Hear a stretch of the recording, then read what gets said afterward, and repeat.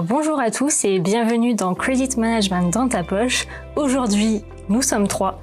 Je suis avec Jérémy qu'on ne présente même plus. Bonjour Jérémy. Bonjour Colline. Et je suis également avec Eddy qui est nouveau ici, donc on va lui demander de se présenter gentiment. Effectivement, une grande première. Eddy, moi je suis chef de projet depuis déjà près de 6 ans chez MyDSO, où je fais des présentations de notre outil et puis j'accompagne les clients sur la mise en place, les formations, que ce soit en présentiel ou à distance. Et pareil avec un background de credit manager que j'ai pratiqué pendant près de 7 ans, que ce soit en France ou à l'export. D'accord. Et c'est super intéressant. On est ravis de t'avoir ici. Ça nous fait une personne de plus avec un background différent. Et donc aujourd'hui, on va parler donc tous les 3, surtout vous deux, on va parler du credit management et de l'intelligence artificielle qui est un sujet de plus en plus d'actualité. Et donc quand on parle d'intelligence artificielle dans le credit management, justement, de quoi est-ce qu'on va parler exactement ?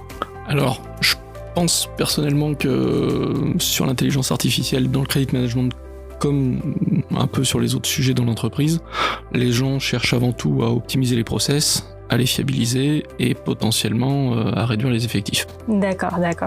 Jérémy, un petit mot dessus Alors je te rejoins sur ce premier volet. En fait, je rajouterais vraiment la dimension d'intelligence, c'est-à-dire que à l'automatisation dont vient de parler Eddy, parce que finalement c'est la capacité à donner à nos ordinateurs une forme d'apprentissage à partir des données, de les reconnaître, de reconnaître des schémas et de prendre des décisions.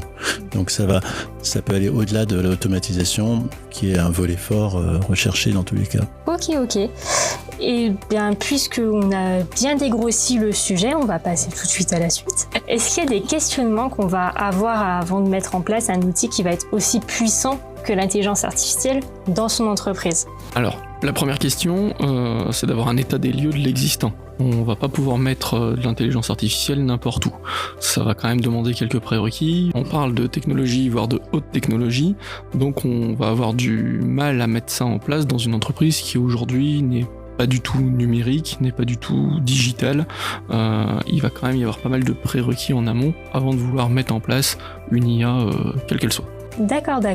Jérémy, j'ai vu que tu avais eu une petite réaction. Non, c'est vrai que quand on dit mettre en place de l'IA, c'est aussi un état d'esprit en fait. C'est vraiment avoir une dimension d'acceptation du progrès, du changement, de la transformation. Donc je dirais c'est être convaincu du choix qui est fait et c'est pas d'y aller un peu à reculons en disant faut que j'en fasse ou faut que j'en mette. Après on entend des tas de terminologies un peu différentes.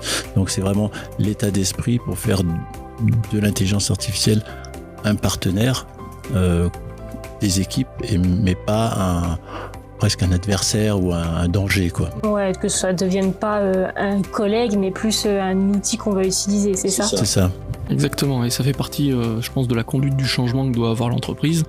Faut que ce soit une position qui soit ferme, qui soit affirmée par la direction. De toute façon, c'est quelque chose en plus dans le cadre du travail au quotidien.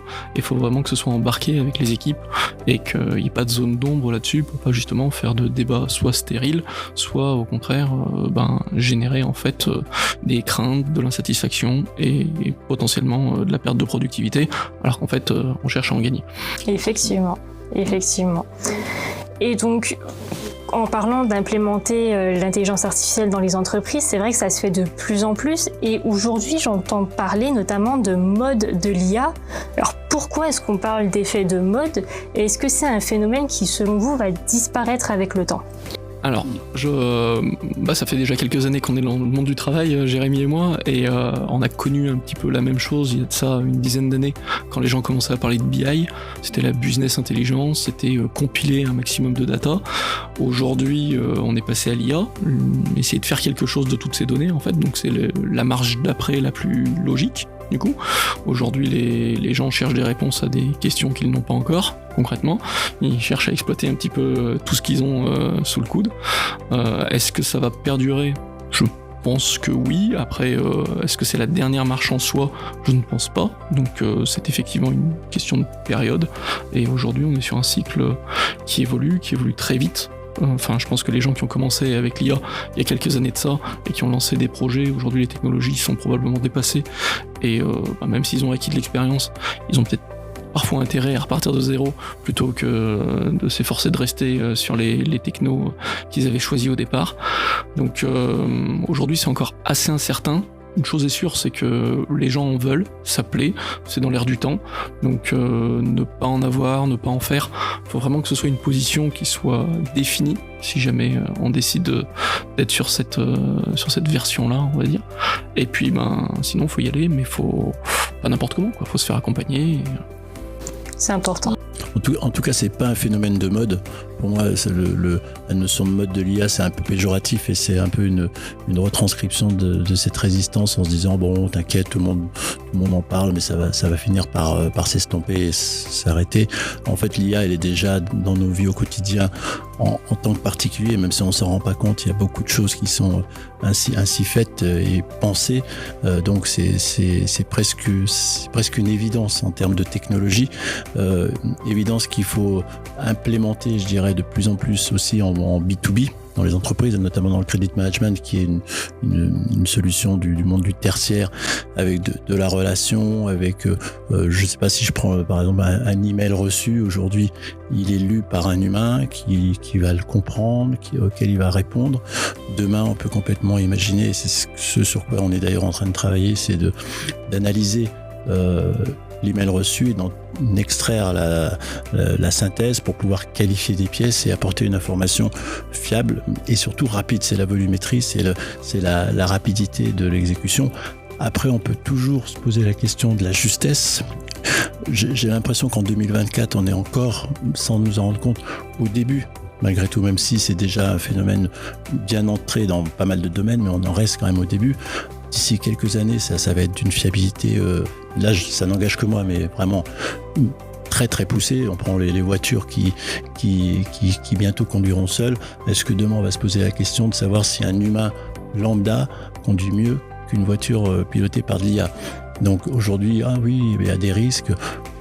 Franchement, je doute sur la capacité d'un humain à avoir les réflexes que pourrait avoir la machine à la lecture d'un parcours et d'être en mesure de freiner correctement, de curver comme il faut, bref, d'avoir tout ce qu'on est censé savoir faire, mais que quand on est juste un petit humain dans sa voiture et qu'il y a une situation de risque, des fois on a des réactions qui sont complètement inappropriées.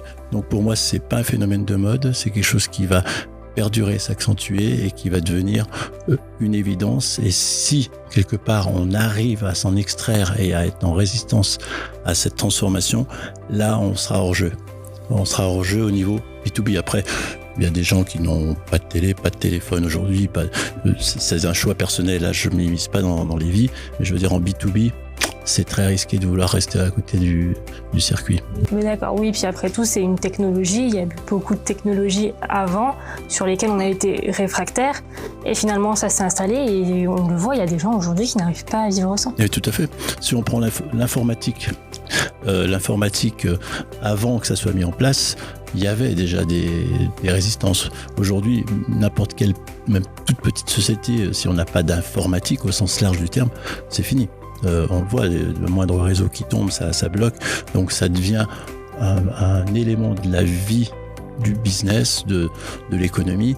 Et je pense que cet enrichissement avec l'IA fera partie du paysage et deviendra une nécessité pour aller plus vite, mieux et plus en profondeur que ce qu'on peut faire sans.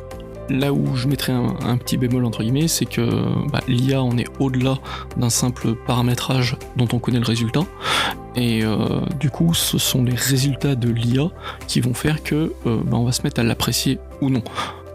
Et quels que soient les domaines d'activité, si l'IA a de bons résultats, les gens vont vouloir commencer à s'intéresser de plus en plus à de l'IA et vouloir l'implémenter.